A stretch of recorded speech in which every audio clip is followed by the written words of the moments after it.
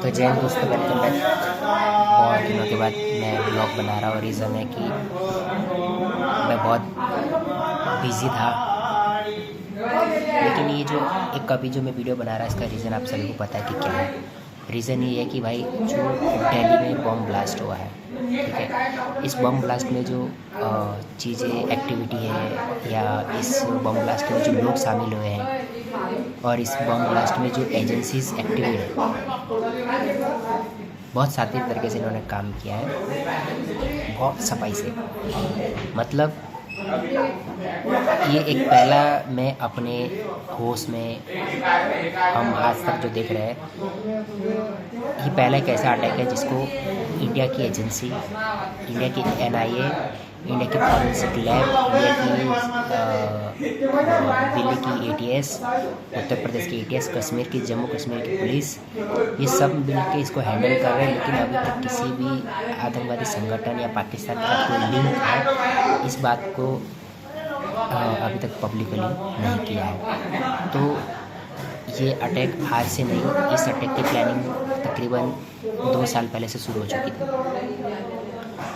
और इस प्लान को एक्टिवेट करने का जो तारीख थी वो हो सकती इस साल की लास्ट 25 नवंबर जो अभी आने वाली है, जिसमें राम मंदिर का आयोजन होने वाला है, जो कि काम पूरा होने पर प्रधानमंत्री मोदी जी वहाँ पर जाने वाले थे। अब मैं उस जगह का नाम क्यों ले रहा हूँ, ऐसा मुझे लग रहा है क्योंकि वहाँ पर लगभग भारत के सारे बड़े नेता होने वाले हैं। वो तो होंगे, लेकिन वहाँ पे जो लोकेशन है वो बहुत बड़ी होने वाली है। वहाँ पर बड़े बड़े नामचीन बिजनेसमैन होने वाले हैं उस दिन।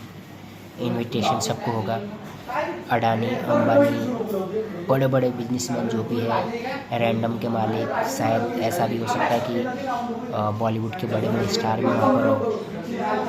तो एक साथ में देखिए, सिविलियंस को मारने से इनको कुछ नहीं हुआ है ना। तो ये एक बहुत बड़ा झटका देना चाहते हैं भारत को, बड़े लोगों को मार करके, ताकि एक भारत को मैसेज ऐसा सेंड जाए कि ये लोग एक्टिव है और ये लोग कुछ भी कर सकते हैं। और इस चीज़ में इस जो टेररिस्ट अटैक जो हुआ है, इसमें 3 चीज़ें बड़ी बहुत मैं आपको बताता हूँ इम्पोर्टेंट क्या है।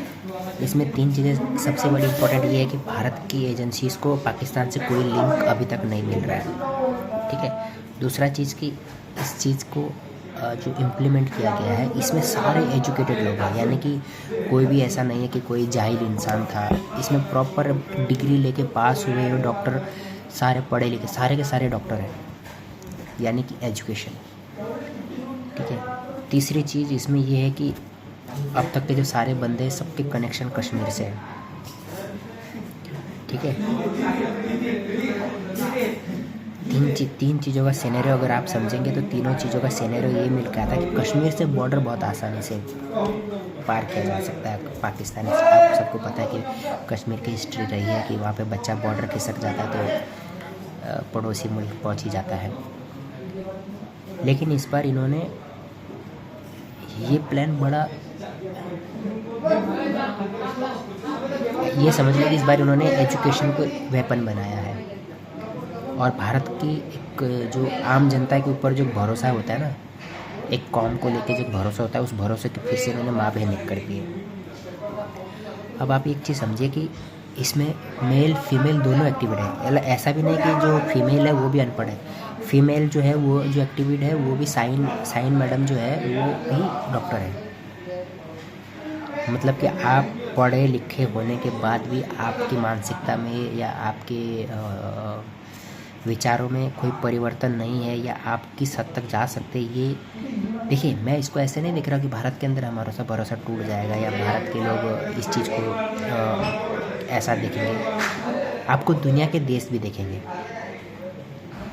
आप किस प्रकार से अपने रिलीजन्स को किस प्रकार से मॉडिफाइड कर रहे हो या आप किस प्रकार से इस चीज़ को समाज के सामने रख रहे हो, इसको सिर्फ इंडिया के लोग नहीं देखेंगे।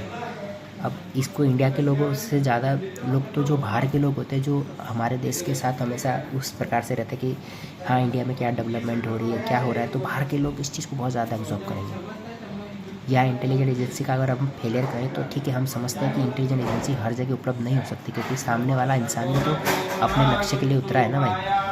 जब कोई इंसान अपने लक्ष्य के लिए उतरा है तो वो भी तो देखेगा ना कि मुझे बच के कैसे करना है, क्या करना है। तो हर वक्त इंटेलिजेंट एजेंसीज भी इतना एक्टिव, फिर भी हम लोग को बहुत ज़्यादा शुक्रिया करना चाहिए इंडिया एजेंसीज़ का कि उन्होंने इससे भी बड़े हादसे को होने से पहले डीएक्टिवेट कर दिया। और कहीं ना कहीं आतंकवादी फर्स्ट्रेट हो गया था, वो हताश हो गया था वो लिटरली। मुझे जो ऐसा लग रहा है कि 2600 किलो का RDX या विस्फोटक होने के बाद एक छोटा सा एक धमाका जिसमें 8 से 10 लोग मरते हैं, ये छोटा हुआ, ये एक तरह दर्शाता है कि वो लोग उनके ज़्यादा बड़ा लिंक नहीं था। उनका ये था कि छोटे लोग, कम छोटी टीम और बड़ा धमाका। हो सकता है कि सारे डॉक्टर फाइनली एक दिन अपनी अपनी गाड़ी में बैठते और सबके सब एक्सप्लोजन के साथ सीधे जन्नत जाने का उनका प्लानिंग था। उसमें से एक ही गया, जो कि ये है डॉक्टर उमर।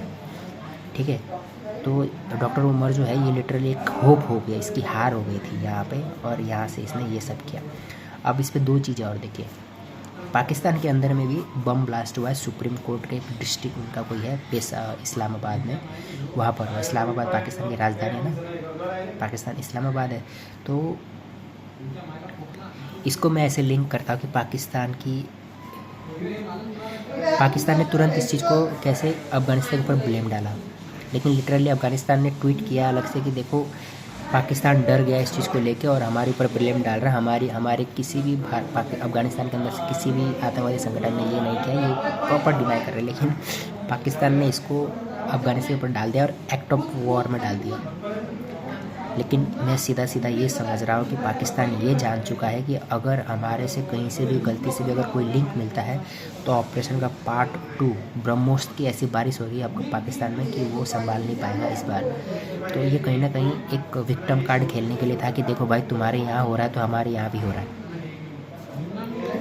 और एक और चीज़, आप इस चीज़ को ऐसे समझिए कि ये जितने भी बच्चे हैं, जो इसमें बच्चे तो नहीं कहूँगा मैंने, ठीक है, ये सारे पढ़े लिखे लोग हैं जिनके हाथों में पेपर, डिग्रियां हैं। और आप सोचिए कि इन बच्चों को भी रेडिकलाइज करना, और ये बच्चे भी इस प्रकार का कदम उठा सकते हैं कि ये आने वाले भविष्य के लिए, हमारे लिए नहीं, ठीक है, हम हिंदू तो मरेंगे ही अगर आतंकवादी घटना कहीं होगी, लेकिन भारत की पॉपुलेशन आज के टाइम पे ऐसी है कि अगर कहीं एक हिंदू है तो वहाँ पर 2 मुसलमान भी है, अगर 2 मुसलमान है तो एक हिंदू भी है। तो हम लोग को ये चीज़ें दिमाग में हमेशा रखनी होगी कि भाई हमारे देश के लिए हम सब लोग बहुत ज़रूरी है, हमारा हर एक देश का नागरिक ज़रूरी है।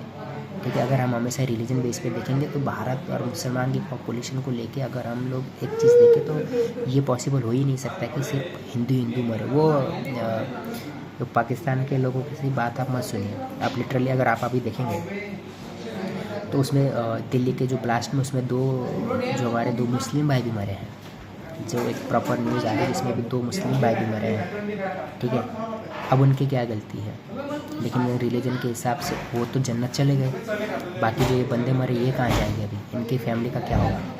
तो कहीं ना कहीं इस समय हमको गलत, इंडियन मीडिया को तुम मत ही देखो भाई, तुमको मैं सही बता रहा हूँ भाई। फुर्सत मिले तो आर्टिकल पढ़िए इंडिया की एजेंसीज़ का या ANI का पढ़िए, जो न्यूज़ थोड़ा देती है सही। बाकी या तो इंडियन गवर्नमेंट का, होम मिनिस्ट्री का या मिनिस्ट्री ऑफ एयर का, किसी भी प्रकार कोई ऐसी एजेंसीज़ का ट्विटर हैंडल को फॉलो कीजिए जहाँ पर आपको करेक्ट इन्फॉर्मेशन मिले। इंडिया के न्यूज़ को मत देखिए, वरना तुम्हारे को भाई साहब ऐसी ऐसी खबर ये बता देंगे कि तुम सोचोगे कि ये चीज़ें हो गई। लिटरली बिल्कुल भी एक बचिए इस तरह की अफवाहों से, माहौल अभी वैसे ही ख़राब है, और इस तरह की न्यूज़ ना देखे तो ज़्यादा बेहतर होगा। ठीक है, जय हिंद।